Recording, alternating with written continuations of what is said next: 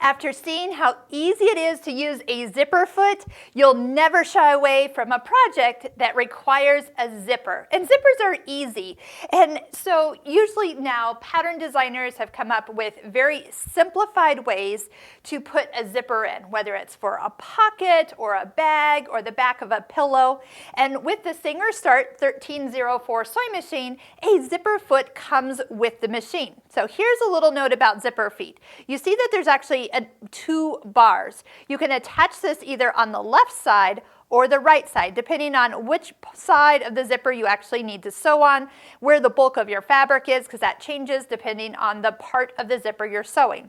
Next, make sure you're on a straight stitch, because if you're going to do a zigzag, this foot is not the foot you want to be using.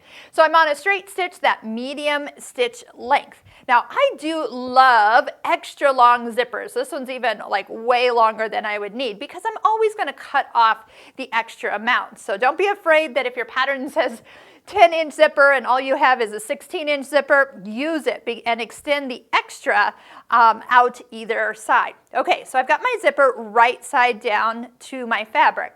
As you can see, I'm going to need to stitch on this side of the zipper teeth for the first time. So when I put my little toe on there, the goal is to let the machine stitch really close. So I need to be on the left side of the foot when I attach it. So I'm going to go ahead, pull my foot towards me, and then attach the zipper foot on the left side.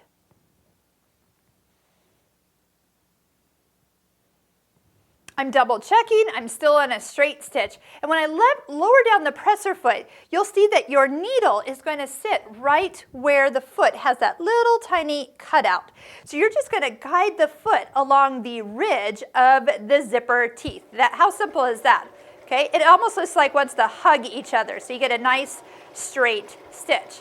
Now, traditionally, you will find that your next part of installing a zipper, like I said, especially in a bag, is going to be to open it up and see how this is kind of folded, not flat yet. You're going to press it, but usually you need to sew it down, top stitch it in place. So if I just bring this back around, you can see that if I want to top stitch really close to the edge, I need to actually now be on the other side of the zipper foot. So I'm going to take it off and move it over. Now, if your project is small, kind of like what I've got going on here, you can actually flip it around. If there's not too much fabric sitting on the inside of your machine, sometimes that's an entire project that might not be big enough to hold it all, definitely switch it. But right now, what I can do is even leave it on the side I just used, and so almost from the opposite direction, because originally I stitched from this point down. Now I can actually stitch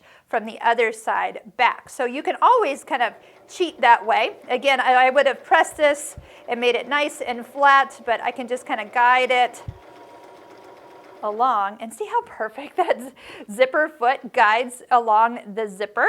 So that would be a nice finished edge on, say, the front of a bag or any other place you're putting a zipper.